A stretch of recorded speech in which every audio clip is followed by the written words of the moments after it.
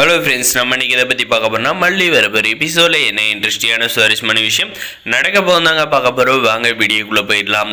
நம்ம மல்லி பார்த்திங்கன்னா என்னைக்கு கல்யாணம் ஆகிட்டு விஜயோட வீட்டுக்கு வந்தாங்களோ அன்னையிலேருந்து அவங்க கஷ்டத்தை மட்டும்தான் அனுபவிச்சுட்டு இருக்காங்க. அவங்களுக்கு சந்தோஷன்றது ஒரு நாளும் இருந்தது இல்லைங்க.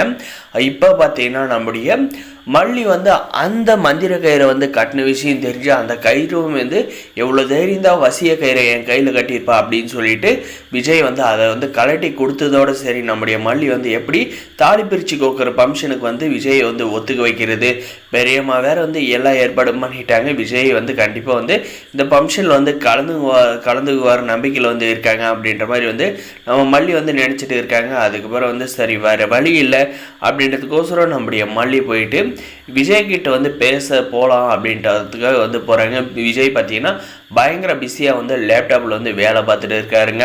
நம்முடைய மல்லி பார்த்தீங்கன்னா நான் உங்ககிட்ட கொஞ்சம் பேசணுங்க அப்படின்ற மாதிரி சொன்னது பார்த்தீங்கன்னா, உங்ககிட்ட நான் பேச தயாரில்லை, நீ வெளியே போ அப்படின்ற மாதிரி சொல்லிடுறாங்க. அதுக்கப்புறம் பார்த்தீங்கன்னா நம்ம மல்லி சொல்கிறத ஒரே நிமிஷம் கேளுங்க அப்படின்ற மாதிரி பார்த்தீங்கன்னா சொன்னதுமே சரி சொல்லு அப்படின்ற மாதிரி சொன்னதும் பார்த்தீங்கன்னா மல்லி பார்த்தீங்கன்னா ஏங்க என்னை இப்படி சோதிக்கிறீங்க, தயவு செஞ்சு நீங்கள் நான் உங்கள் கையில் உதவி கேட்குறேன்னு நினச்சி அந்த ஃபங்க்ஷனில் கலந்துக்கோங்க. நீங்கள் உங்களுடைய ஒய்ஃபை என்னை ஏற்றுக்கிறதுனாலும் பரவாயில்ல, சும்மா அந்த ஃபங்க்ஷனில் கலந்துக்கிட்டால் மட்டும் போதும், நீங்கள் அதை தொட்டு கொடுத்தா போதும் அப்படின்ற மாதிரி நம்ம மல்லி சொல்கிறாங்க. விஜய் சரியான முட்டாள்னு தாங்க சொல்ல முடியும். ஏன்னா இந்த ராஜேஸ்வரி ரஞ்சிதாவை சொல்கிறது எல்லாத்தையுமே நம்பிக்கிட்டு நம்ம மல்லியை தொடர்ந்து கஷ்டப்படுத்திக்கிட்டே இருக்காருங்க.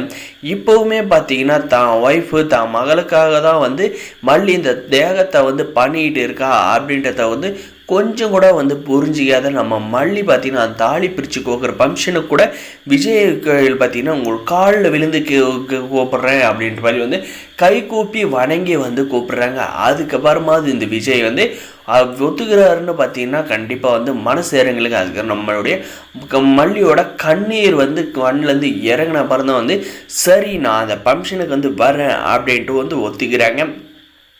இதுக்கப்புறம் பார்த்தீங்கன்னா அந்த ஃபங்க்ஷன் நல்லபடியாக நடக்கும் அப்படின்ற ஒரு நல்ல நோக்கத்தோடு நம்ம மல்லி இருக்கிறாங்க. நம்முடைய மல்லியோட நோக்கத்தை நாசப்படுத்தணும், அவங்க மல்லியோட வாழ்க்கையை நாசப்படுத்தி அவளை வீட்டை விட்டு அனுப்பணும் அப்படின்ற ஒரு எண்ணத்தில் 2 வெத்து வீட்டுங்க இந்த வீட்டில் இருக்குங்க. அதுங்க என்னெல்லாம் பிளான் பண்ணி வச்சுருக்கேங்க நம்முடைய மல்லியோட வாழ்க்கையை கெடுக்கிறதுக்கு அப்படின்னு. என்னதான் தம்பியாக இருந்தாலும் கல்யாணம் பண்ணிக்கிட்டான், தம்பிக்கு இவ தான் ஒய்ஃபு அப்படின்ற நம்புகிற அக்காங்களை பார்த்துருக்கலாம். ஆனால் நீ இவளை கல்யாணமே பண்ணது உன்னை ஏமாதித்தான் பண்ணியிருக்கா, இவளை நீ ஏற்றுக்கக்கூடாது, உனக்காக ரஞ்சிதா காத்துக்கிட்டு இருக்கா அப்படின்ற மாதிரி சொல்லாத இந்த ராஜேஸ்வரி விஜயை நம்ப வச்சுக்கிட்டு இருக்காங்க. இந்த ரஞ்சிதாவும் பார்த்தீங்கன்னா அடுத்து உன்னோட புருஷனுக்கு ஆசைப்படுற வெட்கமே இல்லாத வரப்போ ஒரு எபிசோடில் இப்படி தான் கொண்டு போகிறோம். மறக்காத நம்ம சேனலை சப்ஸ்கிரைப் பண்ணி வச்சுக்கோங்க. நான் அடுத்தடுத்த அப்டேட்டுக்கு மறக்காத நம்ம சேனலை ஃபாலோ பண்ணுங்கள்.